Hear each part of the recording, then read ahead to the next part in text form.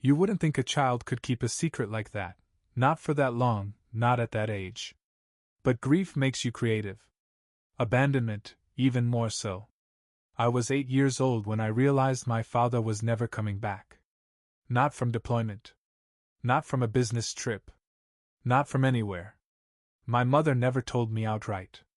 She didn't need to. There were only so many birthday mornings I could sit on the porch steps in my best shirt, waiting, before the silence swallowed the last flicker of hope. But I didn't break. I built him. It started with letters. I still remember the first one.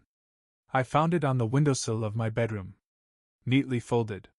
White paper, edges smudged with soot, as if it had been carried through a chimney. In my child's scrawl, I had written to him the night before. Dear Dad, I miss you.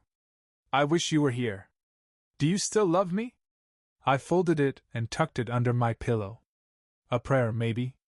A wish, if I'm being honest. In the morning, there it was. A reply. Of course I love you, Eli. I'm always with you. Be brave. Eat your greens. Take care of Mom. I'm proud of you.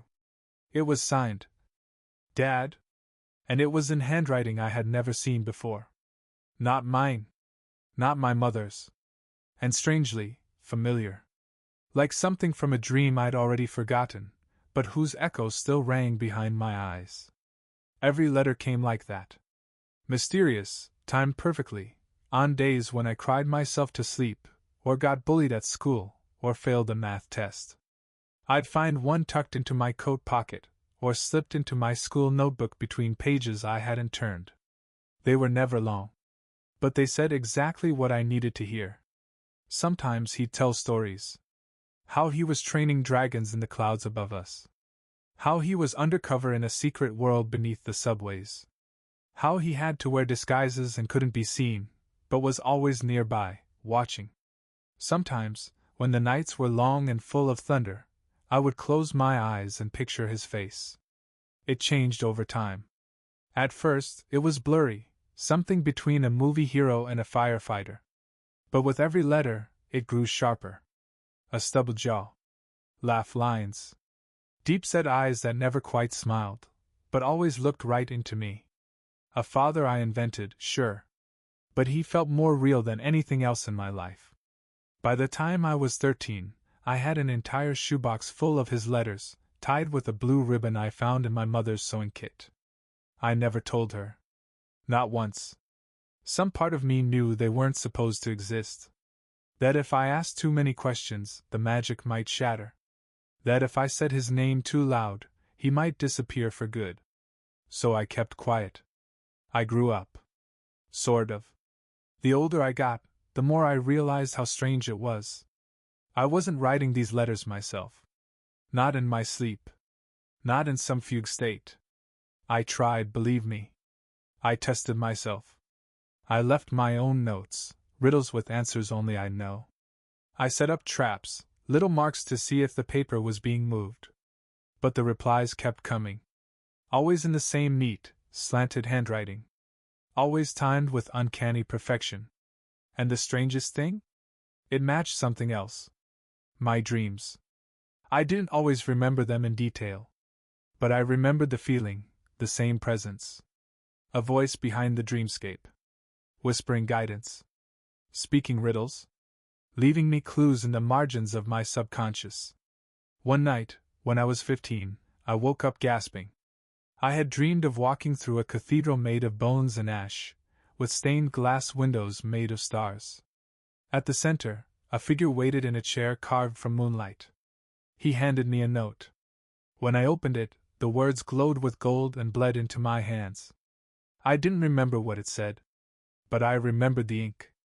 The next morning, a letter was waiting on my desk. Same ink. Same swirl in the capital E. Same tremor in the lowercase t. Like the dream had spilled out of my skull and onto real paper. I never told anyone. Not until now. You wouldn't believe me. Maybe you still don't. But the story matters. Because last week, 10 years since the last letter, I got one. Postmarked. Stamped. Real. Addressed to me, in that same impossible handwriting. I hadn't seen it since I left for college, since I boxed up the shoebox and buried it under blankets and memories I didn't have time for. But there it was, on my kitchen counter, between a gas bill and a pizza coupon. Just one line. Eli, I need you to come home. It's time. No return address. Just that same signature. Dad? So now I'm driving. Back to the place I swore I'd never return to. Back to the town that forgot me and the house that haunts me. Back to the beginning. To figure out if I really did invent him. Or if he invented me. The road home was longer than I remembered. Not in miles, but in weight. Every stretch of asphalt felt like memory peeling back its skin. Every tree along the highway was taller now, or maybe I was just older, tall enough to see over the lies I used to believe. I hadn't been back to Millfield since I left at 17. No holidays. No reunions. No guilt trips. My mother died when I was 19, car accident, rainy night, 3 counties away from where she was supposed to be. Another mystery I folded into silence. She never asked about the letters. Never saw them, or if she did, she played dumb. We were good at pretending in that house. Good at loving each other without ever asking too much. But now I was going back to where it all started. To figure out who was writing those letters. Or what. The house looked smaller, like childhood had tricked my eyes all those years. The lawn was patchy. The swing I built from an old tire still hung from the dead oak out back, motionless in the dusk. The porch creaked like it had a voice, warning me not to go in. But the key still worked. The moment I stepped inside, the air hit me, thick with dust and memory. It smelled like old paper and cedar and something faintly metallic, like rusted typewriter ink. I walked past the couch I used to read on. Past the kitchen table where I'd spread out my homework while secretly waiting for a letter to appear under my elbow. Past the hallway mirror that still bore the outline of my mother's perfume stains. And then I went to my room. It hadn't changed. Not really. The posters had faded, and the paint was peeling near the ceiling where I once tried to draw stars. But the desk was still there. The bed. The closet door with my childhood height marks in Sharpie. A whole life paused mid-breath. I opened the top drawer of my desk and pulled out the shoebox. Same blue ribbon. Same trembling hands. I untied it. The letters were still there. Yellowed, fragile. I held one up and read it. When you feel lost, follow the wind. I'll always be at the end of it. That was the 3rd letter he ever wrote me. I didn't know what it meant at the time. I think I do now. The dream that night wasn't like the others. It didn't come gently, like fog rolling into the corners of my mind. It came like a knock. Loud. 3 raps. I opened the door in the dream and found myself in my old room again. But it was cleaner. Warmer. Full of amber light, like honey had spilled across everything. A man stood by the window, back turned. I tried to speak, but no words came out. He turned halfway, just enough for me to catch a profile. Beard. Frown lines. Eyes that held centuries. He raised a hand, pointed down at the floorboards beneath his feet, then faded, like smoke sucked into the walls. I woke up gasping. It was 3:03 a.m. I didn't hesitate. I rolled back the old rug and pried at the warped wood near the foot of the bed. The same spot I used to sit cross-legged on as a boy, reading his letters like scripture. The first few boards resisted, but they gave in eventually. Beneath them, dust. Nails. Spider husks. And something wrapped in plastic. I pulled it out. It was a letter. Sealed. Preserved. Postmarked 6 years ago. The ink hadn't faded. The handwriting was unmistakable. Eli, this is the last letter I wrote before she found out. If you're reading this, then everything I feared is already happening. My mouth went dry. I read the rest in silence, my heartbeat thundering in my ears. They told me not to contact you. Said I was tampering. That the bond between us would rupture if I kept pushing through. But I couldn't stop. You were too small. Too hurt. You needed someone. You made me stronger than I ever was. You gave me a reason to exist. But there are rules, Eli. Rules that shouldn't be broken. Things beneath the surface of this world that don't like interference. If you keep digging, you'll find them. They've been watching you since the first letter. You thought you invented me. But I was drawn to you. Called. Made real by your need. You wrote me into being, yes, but I was already writing back. Be careful now. The wind's changing. Listen for the hum behind the silence. Don't trust mirrors. And don't open any doors unless you're sure of who's knocking. I'll try to reach you again if I can. If not, remember the cathedral. That's where it ends. Dad. I sat there for a long time. The silence in the room was deeper than silence should be, like something was waiting, just beyond the edge of sound. Then, just before dawn, I heard it. 3 knocks. Not at the front door. From inside the house. From the hallway. The knocks didn't come again.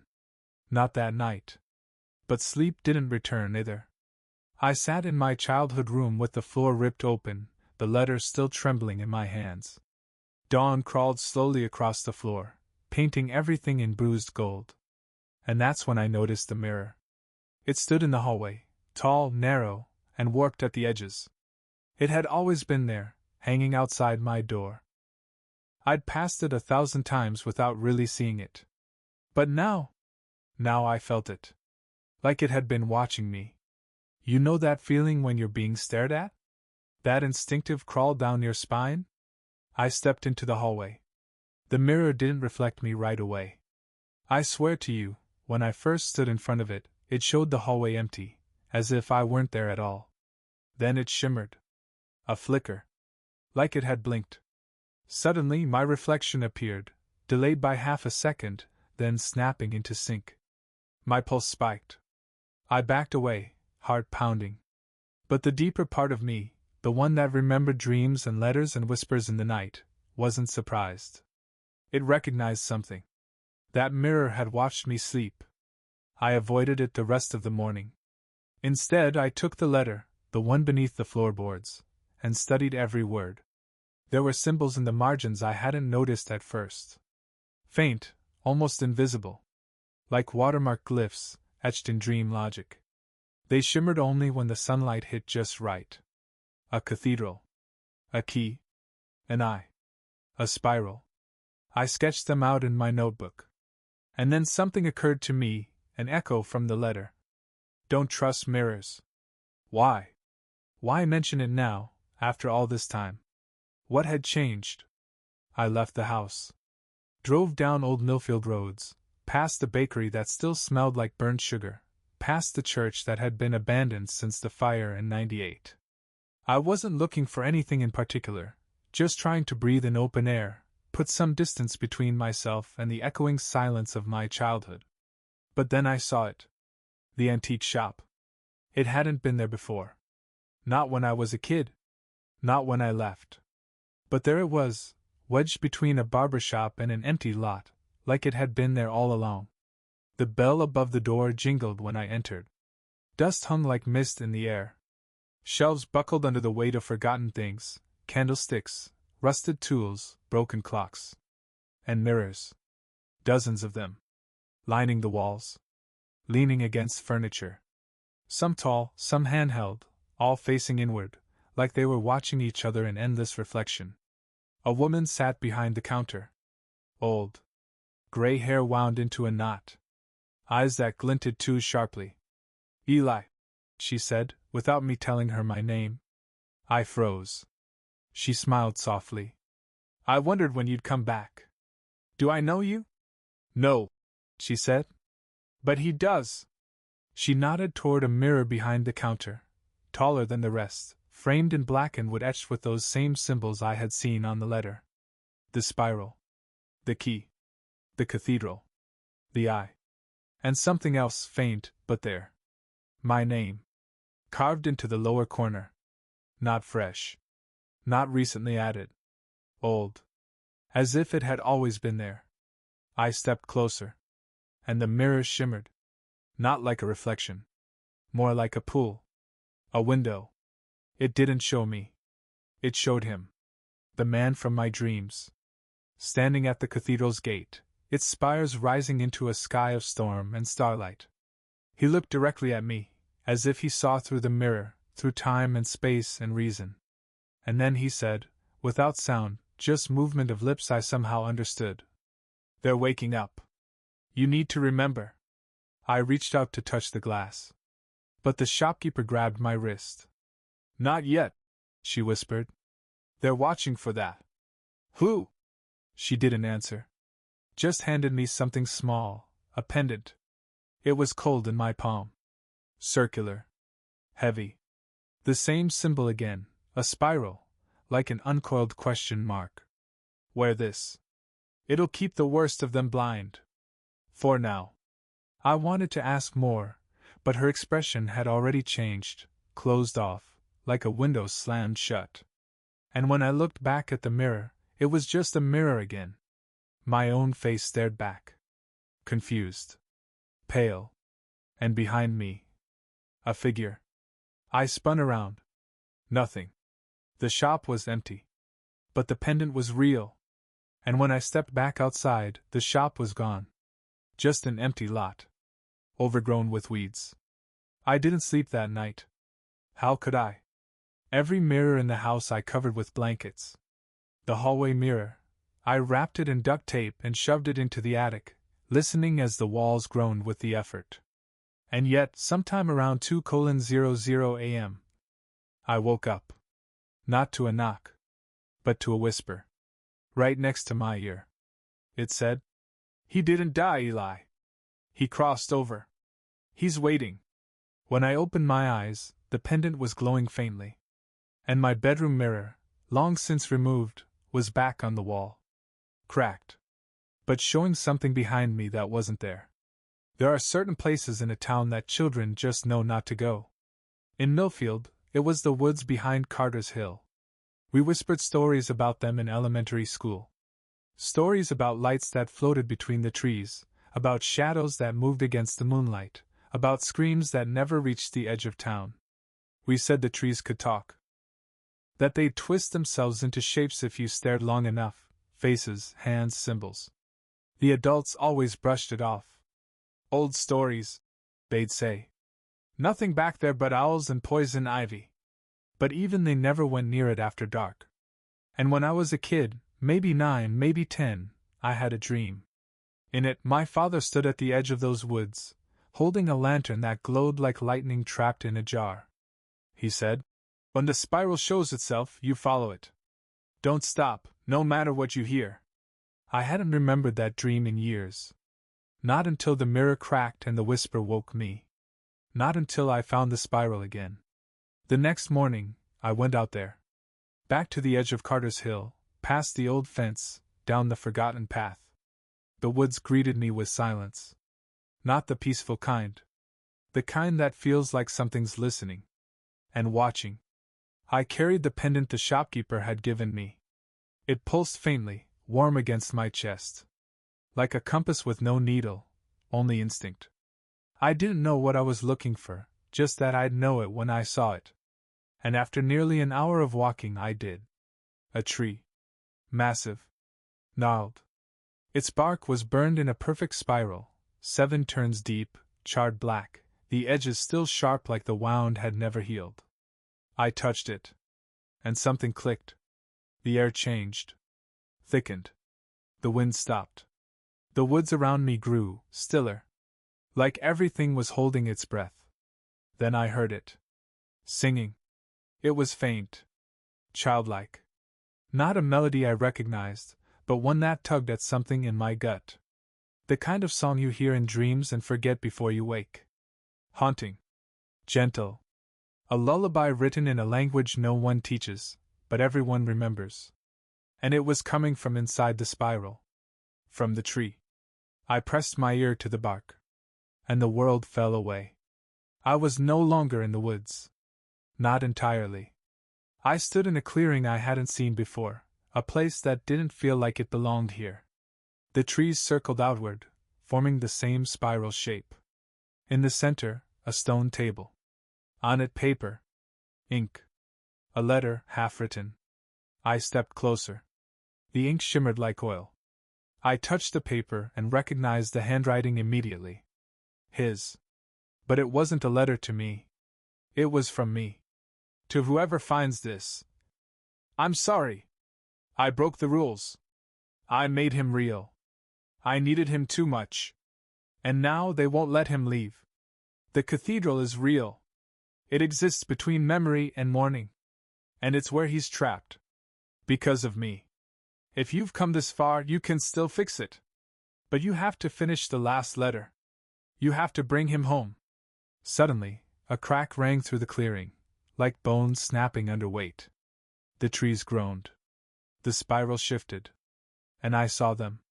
Figures. Not human. Tall, thin, pale, their faces featureless but alert. They watched from between the trunks. Not moving. Not blinking. But growing closer every time I looked away. 1 step. Then 2. Then 3. They didn't like that I was reading the letter. They didn't like that I remembered. I turned to run, but my feet wouldn't move. Frozen. Something warm slid down my cheek.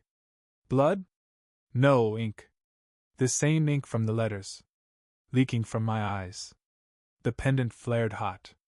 Painful. Blinding. And then I was back. Face down in the dirt beside the spiral-marked tree. Gasping. Alone. But I wasn't empty-handed. In my fist, crumpled and damp with sweat and ink, was the letter from the clearing. Real. Legible. And beneath the scrawled words, a symbol I hadn't drawn. A door. Half open. I returned home just as the sky broke into a storm. The house was dark, windows trembling with thunder. The mirrors were uncovered again. Every one. No matter how well I had wrapped them, taped them, hidden them, they were all clean. Polished. Waiting. My reflection moved a second late. Then smiled at me. But I wasn't smiling. I ran to the attic. Ripped open the box of letters. They had changed. All of them. The words were the same, but the paper had aged. Decayed. Some of the letters had new lines scrawled at the bottom. Finish what you started. He's waiting. Do not trust the reflection. I dropped the box. And that's when I heard it again. 3 knocks. But this time, not at the front door. Not from the hallway. From inside the mirror. Have you ever stared at your own reflection long enough to forget which one of you is real? That night I did. The mirror in my old room had reappeared, unwrapped, uncracked, gleaming like it had been freshly cleaned. I stood in front of it, and my reflection didn't follow. At first, it was subtle. A breath delayed. A blink missed. Then it smiled. That thing in the mirror, it wore my face, but not my soul. Something deeper flickered behind its eyes. Something that knew too much. Something that remembered me from a place I didn't know I'd been. I didn't run. I couldn't. The mirror wasn't just glass anymore. It was a door. And it was half open. There's a particular kind of silence in a house filled with ghosts. Not literal ones, though God knows, I'm not ruling anything out, but emotional ones. Echoes of laughter that never made it. Screams that never got out. Moments frozen in drywall and dust. That night my house watched me. Floorboards creaked when I wasn't moving. The attic fan turned on by itself. And every reflective surface, from the microwave to the window pane, showed not just me, but versions of me. Some younger. Some older. Some broken. In one, I was holding a letter with no words. In another, I was screaming, but my mouth made no sound. And in the hallway mirror, I watched myself, my real self, walk out of the room. Even though I hadn't moved. I did the only thing I could. I wrote a letter. Not because I knew who would read it, but because I needed to write something down. To ground myself. To bleed the fear onto paper. Dad, I wrote. I think I opened something I shouldn't have. I saw the door. I saw them. I don't know what's real anymore. I need you. Please. Just please. I folded it. slid it under my bed like I used to, and waited. It came back. Of course it did. 10 minutes later, right where I left it, unfolded. The ink was still wet. You're not losing your mind, Eli. You're shedding the version of yourself they wrote for you. The half-open door only appears to those who carry memory deeper than their blood. You didn't invent me. You summoned me. Because you remembered. And now they want to take that memory away. Don't let them. At the bottom of the page, a drawing. Crude, but familiar. The same spiral. But this time, shaped like a key. I didn't sleep. Instead, I tore through every room, looking for clues, anything left behind by my mother, by the letters, by the dreams. Something I missed. In the basement, I found it. A box. Not mine. Not part of the old shoebox collection. This one was wrapped in a bedsheet, duct-taped shut, hidden behind a false wall near the boiler. Inside, cassette tapes. Dozens. All unlabeled except one. Scrawled in shaky marker.